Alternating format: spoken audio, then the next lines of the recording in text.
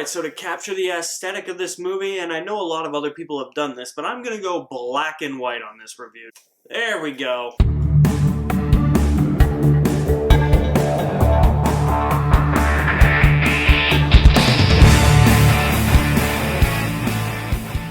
Mank was directed by David Fincher from a screenplay by his father, Jack Fincher. David Fincher was actually supposed to make this movie after he made The Game in '97, and he didn't end up making it until now. It stars Gary Oldman as Herman Mankewiecz. The story centers on his life as he writes the screenplay for Citizen Kane, as well as his personal relationships with William Randolph Hearst and Marion Davies. Anytime David Fincher does a movie, I am really excited, unless if it's Alien 3. We don't really talk about that one. I find it really interesting that David Fincher got to direct his father's script and finally get to make that movie that he had wanted to for so long. Gary Oldman is superb, as he always is. I love Gary Oldman as an actor. He's one of my favorite actors working. I don't think I've ever seen Gary Oldman give a really bad performance in a movie, or a bad performance at that, or just a middling performance. I mean, there are a couple lines in The Dark Knight Rises when he's Gordon, where it's definitely like, well, you could have delivered that a little bit better, but for the most part, he hasn't given a bad performance. I love Gary Oldman. Amanda Seyfried in this movie is really good too. This is the best I've ever seen her. I could definitely see her getting a nomination for Best Actress. Leads me into my next point of discussion. Mank is a film for film lovers and for people who appreciate the art of cinema. This is going to be a movie that is going to be studied in film classes in the coming years, I believe. I could be completely wrong on that, but I think it's going to be one of those films that is studied in film classes, that you're going to overanalyze, that your teacher is going to say, what is this interpretation? You'll have your own interpretation. It'll be like, no, that's wrong. This is what it actually means. I hate those teachers. Because this film is really geared more towards film lovers, this is definitely an Oscar bait film. And it's pulling out all the punches to try and win the Oscar. I mean, there's a lot of aspects about Mank that I loved. I already talked about a few of the performances. I mean, the visual aesthetic of this movie, I felt like I was in like the 1940s watching this on my TV, except in the 1940s they wouldn't have a 43-inch screen.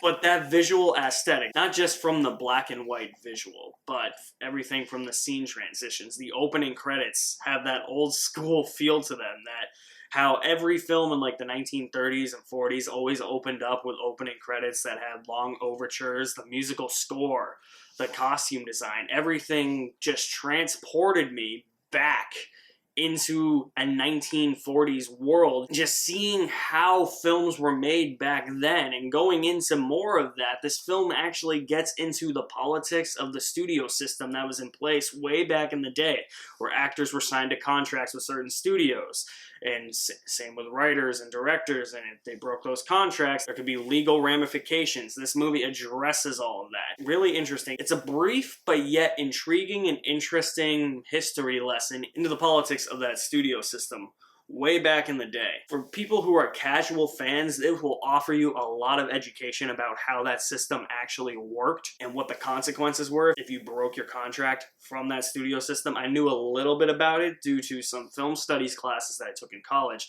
This added on to it. I don't know everything about it, but this added on to that previous education that I had gotten. I appreciate the film in that way, and it also adds in real-world politics into its story to try and hammer that message home a little bit more, which I was kind of iffy about, because I was like, do we really need this? But at the same time, the focus was on Mank and how real-world politics, as well as the studio system, would affect his life. Where I think the movie could have used a little bit of punch-up is definitely in the script. It thinks it goes deeper into Mank's life than it actually does. Apparently, Mank was a huge alcoholic, but the movie never goes as far into that as it thinks it does. There's only about 1 or 2 scenes that address that issue. There's one really good scene towards the end of the movie where Gary Oldman, who plays Mank, he just goes off on a drunken tirade, and it was great. I needed a few more scenes of that, and then there's one scene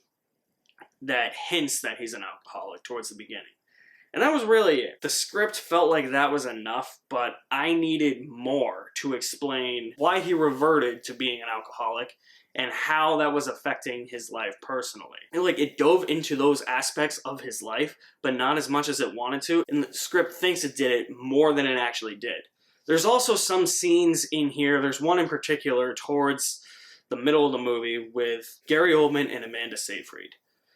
Their characters are in a public place and they're just walking around talking for what seems like an eternity.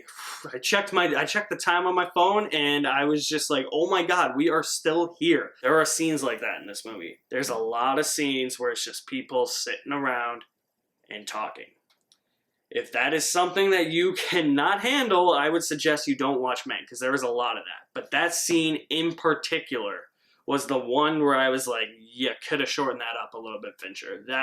That felt like an eternity. Like I said, there are similar scenes like that sprinkled throughout the entire movie, but I feel like most of the scenes where it's just people sitting around and talking are actually interesting. Usually I need something to happen in those scenes, like in the background, like somebody's got to be doing something while they're giving the necessary dialogue that is needed for that scene, instead of people just sitting around and talking, and it seems like they're talking about bullshit and nonsense. Sure, it's gonna feel like that in these scenes, but the dialogue is also related to the studio system and what they're gonna do with this next movie, and oh, you're in a meeting with MGM right now. That's what caught my interest with those scenes.